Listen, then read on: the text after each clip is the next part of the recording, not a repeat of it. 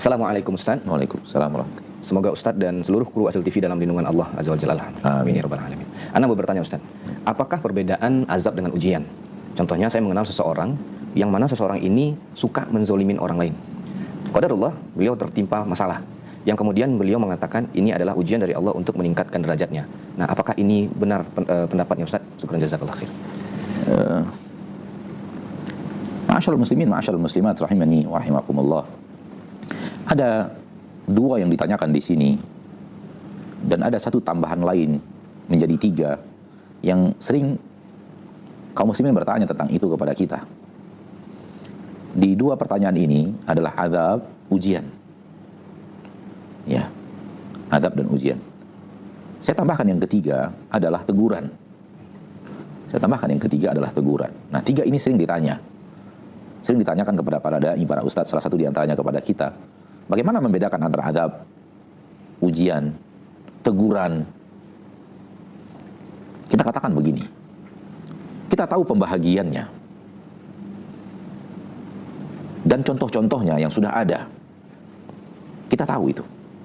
Sehingga ketika ada contohnya dan nampak pembahagiannya, pengklasteran masalahnya, sehingga ada masalah ilmiahnya. Ada bahasan ilmiahnya.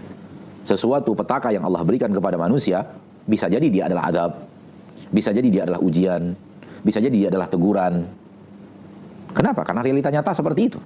Kita baca Al-Quran, kita baca hadis, kita lihat kehidupan para nabi dan para sahabat, kita menemukan tiga kategori itu. Contoh, petaka datangnya kepada Fir'aun. Apa ini? Azab. Petaka datangnya kepada kaum Thamud dan kaum 'Ad. Allah sendiri mengatakan azab. Berarti petaka itu kita kategorikan kepada azab. Kemudian petaka yang datang kepada para nabi dan para rasul. Petaka datang kepada Nabi Muhammad SAW. Petaka datang kepada Nabi Ibrahim alaihissalam. Apa ini? Ini adalah ujian. Ujian keimanan. Agar naik kelas iman yang kepada kelas yang jauh lebih tinggi daripada sebelumnya. Karena tidak mungkin kita menyebutkan petaka yang Allah berikan kepada Nabi Muhammad SAW adalah azab. Itu mustahil.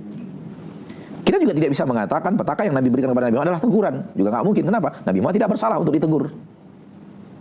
Nabi Muhammad SAW tidak bersalah untuk beliau ditegur oleh Allah atas kesalahannya.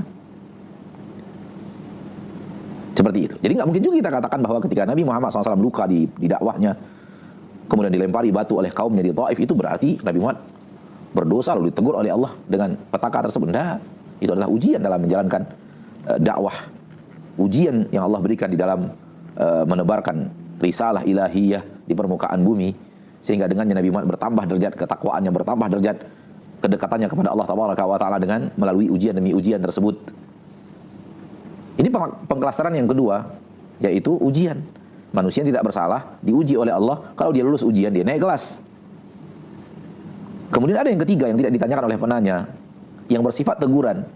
Teguran adalah insya Allah bukan orang kafir, seperti Fir'aun, seperti kaum Thamud dan kaum 'Ad. Dia muslim, namun kemudian bersalah, melakukan kekeliruan, lalu kemudian datang petaka, membuat mereka sadar dan kembali kepada kebenaran, berarti teguran. Contoh apa yang paling jelas? Contoh adalah teguran di perang Uhud, teguran di perang Hunain.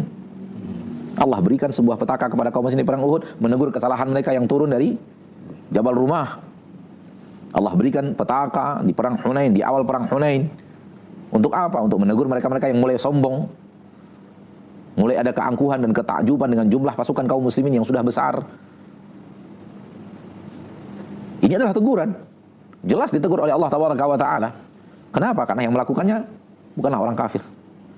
Yang melakukannya adalah para sahabat, dan para sahabat bukanlah seperti, tidak bisa disamakan dengan Fir'aun dan bala tentaranya, dengan kaum Thamud dan pasukannya, kaum 'Ad dan pasukannya. Nggak mungkin, para sahabat Nabi beda jauh dengan mereka. Kemudian para sahabat juga bukan manusia yang bebas dari dosa dan kesalahan seperti Nabi Muhammad SAW. Sehingga tidak mungkin juga kita mengatakan bahwa mereka tidak bersalah, mustahil mereka ditegur. Kalau Nabi Muhammad SAW mustahil ditegur karena beliau tidak bersalah. Maka ini dimasukkan kepada teguran. Kesalahan seorang muslim, seorang hamba Allah yang muslim dan muslimah melakukan kesalahan, ditegur oleh Allah dengan penyakit, ditegur oleh Allah dengan petaka, ditegur oleh Allah Tabaraka wa Ta'ala dengan kerugian di sana, di sini dan semacamnya, sehingga dia tersadar, ya Allah, dengan kau berikan ini, aku sadar aku telah melakukan kesalahan dan kembali kepada kebenaran. Kalau real nyatanya adalah petaka itulah yang menyadarkannya untuk kembali ruku dan sujud. Sebelumnya dia tidak ruku dan sujud misalnya. Teguran itulah yang membuat dia akhirnya menutup aurat. Karena sebelumnya dia membuka aurat misalnya. Maka inilah teguran yang ditegur oleh Allah sehingga hambanya sadar dan kemudian kembali kepada jalan yang hak dan meninggalkan kebatilan yang dia sering kerjakan. Ini 3 hal pembagiannya karena memang tidak memang dilihat realita nyata dan para ulama memperhatikan, mempelajari dan mengkategorikan sehingga azab dan dari Allah Tabaraka wa Ta'ala atau petaka dari Allah Tabaraka yang diberikan kepada seorang hamba boleh jadi dia adalah azab, boleh jadi dia adalah ujian, boleh jadi dia adalah teguran. Ya, ini dia ilmunya. Permasalahannya adalah petaka sekarang datang kepada fulan yang kita kenal, seperti yang ditanyakan oleh penanya. Dia memiliki seorang teman, temannya begini, ada kealfaan, ada kekurangan pasti, ada kemaksiatan yang dia lakukan. Kemudian datang petaka kepadanya. Kita tahu tadi ada 3 pembagian. Pertanyaannya, petaka yang Allah kirim sekarang ini, apakah dia azab? Apakah dia kategori teguran? Ataukah dia adalah kategori ujian? Kita tahu pembahagian dan kategorinya kita tahu. Namun sekarang permasalahannya ilmiahnya tidak itu. Yang datang sekarang masuk yang mana? Masuk yang pertama, masuk yang kedua, masuk yang ketiga? Jawabannya Allahu a'lam. Gak ada yang tahu. Kenapa? Hanya Allah yang tahu. Allah kirimkan petaka kepada si fulan muslim, boleh jadi azab. Kenapa? Allah tahu dia berhak diazab. Na'udzubillah min dzalik. Ada orang muslim yang berhak diazab oleh Allah. Kenapa? Karena memang muslim berkelakuan seperti Fir'aun. Kesombongan, ketidakpatuhan, keangkuhan, merasa diri sudah perkasa, merasa diri tidak membutuhkan Allah Ta'ala, merasa diri punya pengikut yang banyak sehingga dan semacamnya. Ya, sehingga diazab oleh Allah. Bisa jadi. Atau boleh jadi muslim ini ditegur oleh Allah.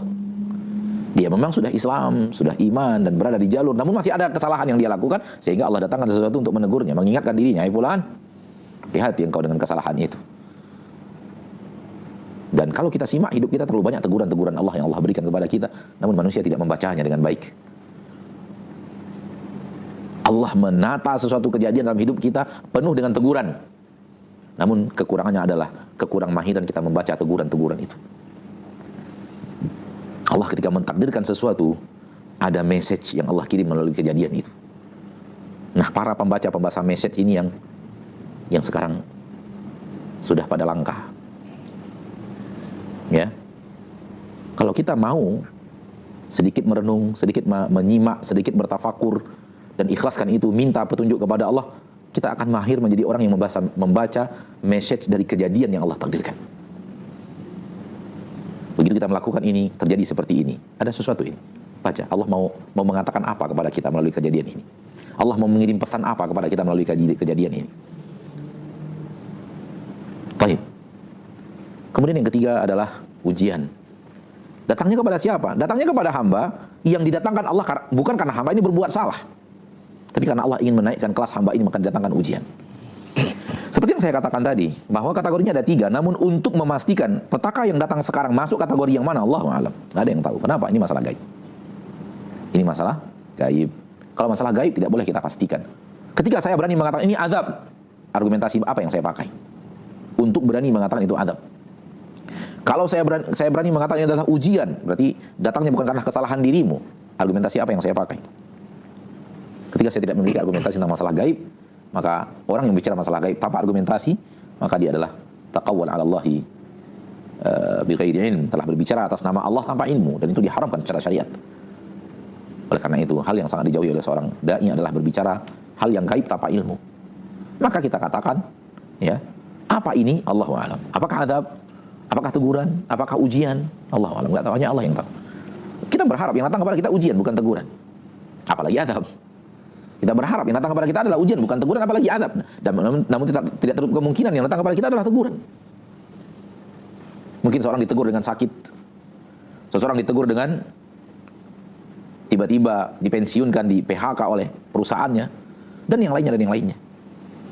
Ada yang ditegur dengan anak yang wafat, ada yang ditegur dengan ini, dengan itu, dan semacamnya. Ya, wallahu ta'ala alam.